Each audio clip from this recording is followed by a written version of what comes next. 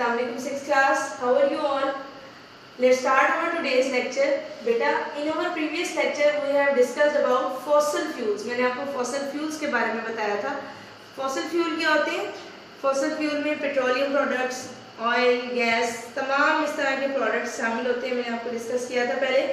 उस टॉपिक में हमने डिस्कस किया था कि फॉसिल फ्यूल्स कैसे बनते हैं, किस तरह ज़मीन की तहों के अंदर साल साल, बल्कि आप कह सकते हैं कि लाखों साल के अरसे में प्लांट्स, डेड प्लांट्स और एनिमल्स के दबने की वजह से वहाँ पे बहुत ज़्यादा टेम्परेचर और प्रेशर के बढ़ने से फॉसिल फ्यूल्स जो हैं वो वजूद में आते हैं.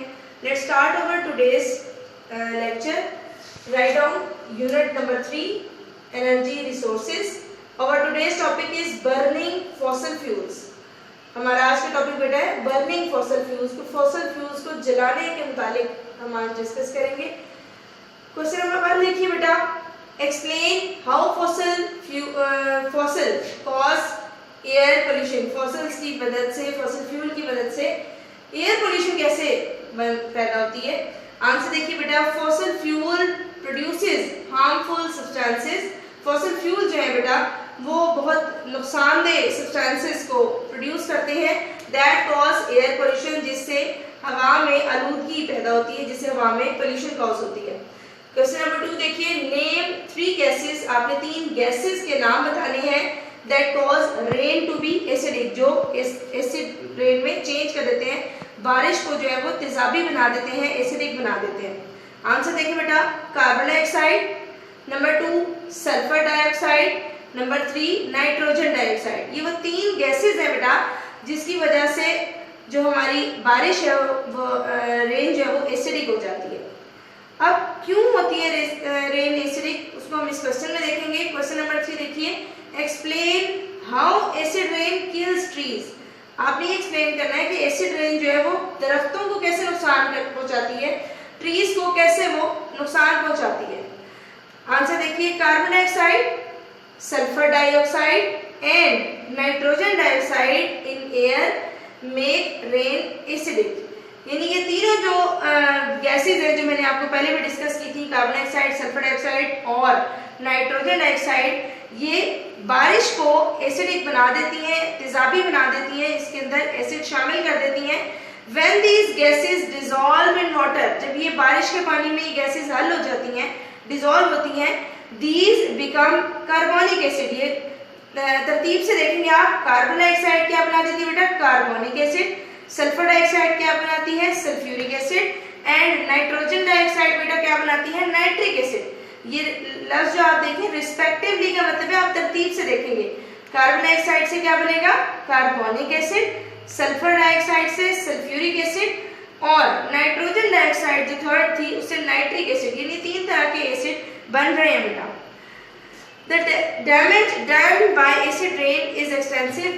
इन एसिड्स की वजह से, इन तीनों तेजाबों की वजह से जो एसिड रेन का इफेक्ट है, असर है, वो बहुत ज़्यादा डैमेज करने वाला है, बहुत ज़्यादा ये चीज़ों को ख़राब करती है, तबाह बर्बाद कर देती है.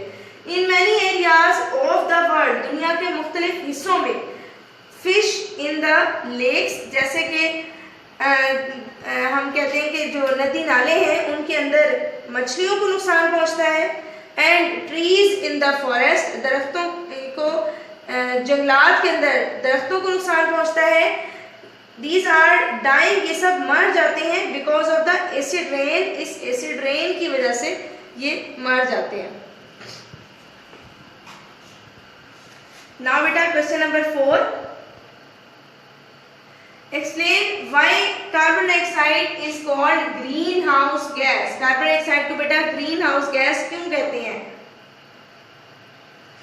आंसर देखिए. Carbon dioxide is very good at keeping heat in. Carbon dioxide heat को अपने अंदर रखने के लिए बहुत ज़्यादा इंपॉर्टेंट है, बहुत अच्छी है. यानी इसकी ये क्वालिटी है कार्बन डाइऑक्साइड की कि ये हीट को जो है वो कैरी करती है, ठीक है, यानी माहौल को गर्म रखती है. This is why it is called green house gas. इसीलिए इसको हम ग्रीन हाउस गैस कहते हैं. क्वेश्चन नंबर 4 देखिए. जी बेटा. Name another green house gas, आपने कार्बन डाइऑक्साइड के अलावा किसी ग्रीन हाउस गैस का नाम बताना है। मींस ऐसी गैस जो कि हीट को स्टोर करने की कैपेसिटी रखती हो। आंसर देखिए बेटा, मीथेन। मीथेन या नेचुरल गैस वो गैस है जो अपने अंदर हीट को स्टोर करने की एबिलिटी रखती है। ये एक और ग्रीन हाउस गैस है। क्वेश्चन नंबर 5 देखिए, what is global warming? Global warming किसे कहते हैं? आंसर देखिए बेटा, वैसे एक्चुअली मैं आपको वैसे बता दूं, ग्लोबल वार्मिंग कहते हैं हमारे माहौल का, हमारे अर्थ का टेम्परेचर राइज हो जाना। हमारी ज़मीन का टेम्परेचर आपको पता है डे बाय डे बढ़ता जा रहा है, गर्मी बढ़ती जा रही है। उसकी वजह क्या है वो हम इस क्वेश्चन में पढ़ेंगे। The earth surrounded by air act like a layer of insulation. हमारी ज़मीन के इर्द गिर्द एक हवा का एक पूरा हवाई, जिसे आप कॉमन लैंग्वेज में कहते हैं, वो एक सराउंड किए हुए पूरी ज़मीन को act like a layer of insulation, और वो एक इंसुलेशन की तह के तौर पर अमल करती है। मींस वो इंसुलेशन के तौर पर अमल करती है। इंसुलेशन किसे कहते हैं बेटा? जो हवा की गर्मी को अपने अंदर रखती है और बाहर जाने से रोकती है। ठीक है जी, कीपिंग हीट इन, और ये हवा को गर्म रखती है, गर्मी को, हीट को अपने अंदर रखती है। Carbon dioxide is green house gas. Carbon dioxide एक ग्रीन हाउस गैस है which is very useful in making earth warm enough. ये इसलिए यूजफुल है, इसलिए फ़ायदेमंद है क्योंकि ये अर्थ को इतना गर्म रखती है कि वो ह्यूमन लाइफ के लिए, इंसानी ज़िंदगी के लिए फ़ायदेमंद हो। However the amount of carbon dioxide is increasing. लेकिन अब जैसे जैसे आप देख रहे हैं कि माहौल में पोल्यूशन बढ़ती जा रही है, उसके अलावा कार्बन डाइऑक्साइड की अमाउंट भी इंक्रीज होती जा रही है, कार्बन डाइऑक्साइड की मिकदार बढ़ती जा रही है। जैसे जैसे कार्बन डाइऑक्साइड की मिकदार इंक्रीज होती है, ड्यू टू विच, जिसकी वजह से green house effect is increasing, green house effect भी बढ़ रहा है day by day, causing temperature to rise. और इस तरह दिन ब दिन इसके बढ़ने की वजह से टेम्परेचर जो है वो बढ़ जाता है। This is global warming. इसको हम ग्लोबल वार्मिंग कहते हैं, इसको हम जमीन में गर्मी का बढ़ना कहते हैं। ठीक है जी। क्वेश्चन नंबर 6 देखिए, explain how global warming can lead to the flooding of low lying areas. यानी ग्लोबल वार्मिंग से बेटा हमने ये बताना है कि जो नीचे वाले एरियाज हैं, जिसे आप नशेबी एरियाज कहते हैं, जिनका लेवल जो है वो नॉर्मल से कम होता है, उनमें फ्लड कैसे आ जाता है, उसमें सैलाब कैसे आ जाता है। इसका आंसर देखिए, इन लास्ट 100 ईयर्स, पिछले 100 सालों में temperature on earth has risen 1 degree centigrade. Temperature जो है बेटा वो 1 डिग्री सेंटीग्रेड बढ़ गया है। Continuous rise in temperature, temperature में ये मुस्तकिल या मुसलसल होने वाला इजाफा, राइज जो है, विल कॉज, इससे क्या होगा बेटा? नंबर 1 देखिए, आइस कैप्स टू मेल्ट। इससे आइस कैप्स मेल्ट होती हैं। आइस कैप्स क्या है बेटा?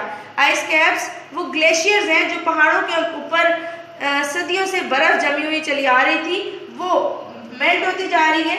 वो जो बर्फ के पहाड़ हैं वो पिघलते जा रहे हैं। दूसरा नंबर पे देखिए बेटा, सी लेवल टू राइज, और उन पहाड़ों के ऊपर बर्फ पिघलने की वजह से पानी तेजी से समंदरों की तरफ रुख करता है, जिससे समंदर के पानी का जो लेवल है वो अप हो जाता है, वो राइज हो जाता है। ठीक है जी। इन दोनों वजूहात की बिना पर, यानी एक तो समंदर के पानी का लेवल बढ़ने और आइस कैप्स के मेल्ट होने की वजह से, which can lead to flooding of low lying areas, जो नशेबी इलाके हैं उनमें सैलाब आने का खतरा है। ठीक है, ये बढ़ते बढ़ते जितना ज़्यादा टेम्परेचर तेज़ी से बढ़ रहा है, उससे इन एरियाज में फ्लड आने का खतरा है। Thank you so much class. आज का लेक्चर आपने बहुत अच्छी तरीके से रिवाइज करना है। All of these questions are very important. Please focus on learning these. Thank you so much.